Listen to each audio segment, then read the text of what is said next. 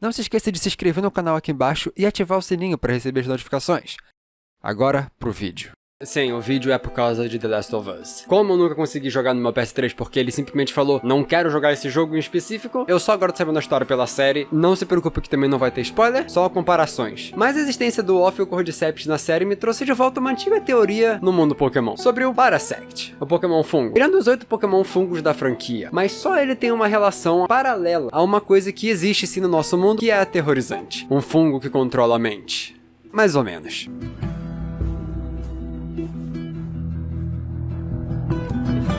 Muitas pessoas sempre falam sobre como essa linha evolutiva era claramente de um cogumelo assumindo o corpo de um Pokémon. Eu sempre achava que isso era balela, afinal, ele tá ali, claramente se mexendo, nada de errado com ele. Mas as provas não mentem. Paras e Parasect contam a história de como um inseto, mais especificamente uma ninfa de cigarra, a fêmea do cigarro, está sendo consumida por um fungo, e no final viram um só, o Parasect. O Pokémon do tipo inseto e grama, que nós vamos explicar mais sobre depois. Primeiro, vamos falar sobre um pouco deles. Primeiro, Paras. Seguindo as suas descrições na Pokédex, ele é um inseto que come as raízes das árvores, mas que o cogumelo é quem absorve a maior parte dos nutrientes. Isso é na primeira geração, algo que com certeza faz parte da sua criação. E na descrição de GSC ajuda mais a entender. É encharcado dos esporos do cogumelo assim que nasce. Os cogumelos então nascem em suas costas. Aqui também menciona o nome do cogumelo, Touchcaço. É baseado num tipo real, mas o mais importante é essa ação inicial. É encharcado de esporos assim que nasce. Se o Paras, eles ainda estão vivos antes de perder a consciência pro fungo, por que eles fariam isso? Por que eles iriam encharcar os seus filhos com os esporos? Assim, tem duas possibilidades. A primeira é que só assim eles conseguiram sobreviver ao longo do tempo,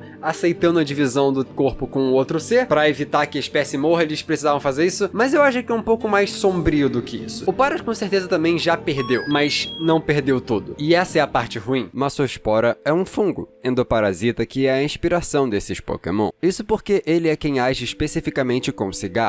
Esse fungo substitui o tecido do corpo do hospedeiro por ele mesmo. Basicamente, o corpo interno do animal vira puramente fungo. Então, basicamente, internamente, ele é um fungo. Quase mais nada inseto. Provavelmente o que acontece no Pokémon aqui ao nascer, lentamente o Paras vai perdendo completamente o controle físico sobre o seu corpo. E a consciência só quando ele evolui. O que significa que, enquanto Paras, ele vai lentamente virando só uma máquina automática. O que controla ele, na verdade, é o fungo. É importante mencionar antes, a parte do cogumelo que você vê por aí, ou até come, não é o fungo. Assim, em partes é, mas fazendo uma analogia, ele é a fruta semente do fungo. A verdadeira planta é a raiz, e no caso do fungo, o micélio. Se você jogou Minecraft, você já ouviu falar desse nome, o micélio. Ele é uma rede enorme de fios que entrelaçam completamente a terra, por baixo de tudo. É interessante pensar em como esses fungos dominam grande parte do mundo. Pelo mundo todo, fungos são grande parte de todos os ecossistemas. Para vocês terem ideia, as árvores, todas as florestas, conseguem ser essas coisas gigantescas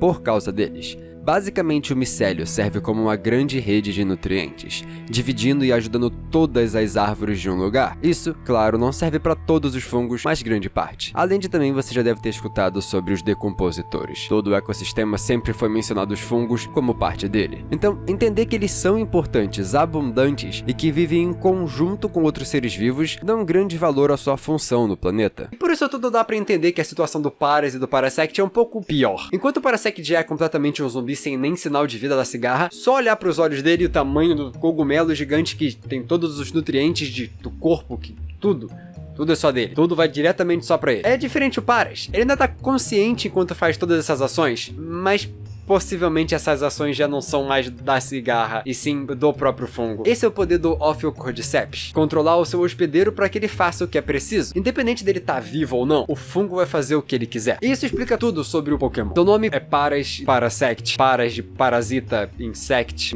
É uma mistura simples para um nome simples. Suas habilidades, no entanto, são interessantíssimas. A gente fez uma série inteira explicando todas as habilidades de todos os Pokémon, mas em específico vamos aprofundar aqui com eles dois. Effect Spore, ou só Spore, são os esporos do animal. Afinal, como um cogumelo serve para reproduzir, ele fica por aí jogando os esporos para criar novas crias de si mesmo, se espalhar. Inclusive, é essa a função dos zumbis em Last of Us, e dos Pokémon aqui, espalhar os esporos. Dry Skin ou pele seca é uma capacidade dos cogumelos. Eles são muito bons em absorver água, e não são muito resistentes a certas temperaturas elevadas, pelo menos por enquanto. Tá aí a sua referência à série de The Last of Us. E por último, Damp. Umidade é o local perfeito para crescimento de cogumelos, que preferem lugares com pouca iluminação e bem úmido. O seu tipo inseto e grama é por duas coisas. Inseto vem primeiro porque ele começa majoritariamente como uma cigarra, um paras que ao nascer recebe de seu pai o seu cogumelo, que a gente sabe pra quê. E ele também é do tipo planta, grama. Erva gramínea. Por que o tipo grama, sendo que ele na verdade é um fungo? Fungo não é uma planta? Qual o nome então em inglês? Grass. Também é grama.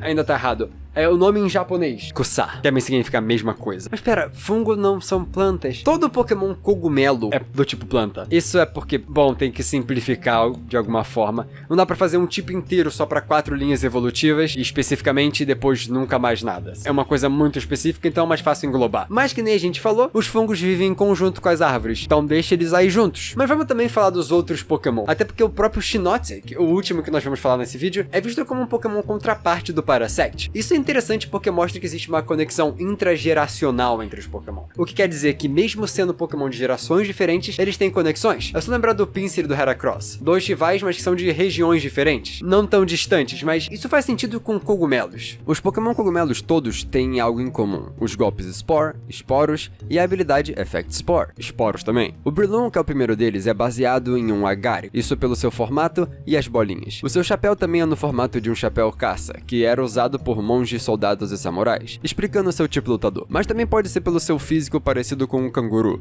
então fica aí a possibilidade. Já a Amoonguss é ainda mais fácil. É uma Amanita muscaria. É literalmente o mais comum e ainda é vermelho. O nome não é uma referência a Among Us, infelizmente, mas sim ao Fungus Amoonguss. Dizer que eles estão entre nós, já que os fungos estão debaixo da terra, no meio de tudo. Conectando tudo. E Shiinotic é baseado no gênero de Mycena, que são os fungos bioluminescentes, que brilham, e isso é o seu principal ponto. Shiinotic, ele é um Pokémon que aprende Sunny Day. E pra que um cogumelo ia querer isso? Que nem a gente falou mais cedo, eles preferem lugares mais úmidos. Pra que ele vai querer um sol? É que tá. Shiinotic e Morlow, eles também são lamparinas. Ele é um cogumelo que brilha no escuro e funciona atraindo os bichos no local escuro da floresta. É assim que o Pokémon se alimenta, inclusive. A própria Pokédex até menciona sobre como ele usa a mão pra comer. Lembra do micélio? A mão dele representa exatamente isso. A raiz. A parte de baixo da terra que é o verdadeiro cogumelo. Suas habilidades têm as mesmas coisas que o Parasect. Effect Spore, Esporos, Rain Dish, que é uma forma do Dry Skin, mas só com chuva. Provavelmente como ele é uma região mais úmida, a Alola, ele já tem muita água no corpo, então ele só funciona com a base da chuva, em vez de absorver toda a água. A quantidade de água por metro quadrado da chuva é menor do que um golpe, uma rajatada de água direto. E a sua última habilidade que é Illuminate, que é a parte de iluminar no escuro, e é onde diferencia a forma dele de se alimentar do Parasect. Um faz um inseto que ele controla sair pra comer, e o outro brilha no escuro pra atrair os insetos e virem até ele. Inclusive é legal porque são Pokémon contraparte que brigam por território em Alola. Por serem dois fungos diferentes, eles sempre aparecem nos horários de caça específico de cada um. O Parasect só aparece de manhã, e a sua linha evolutiva,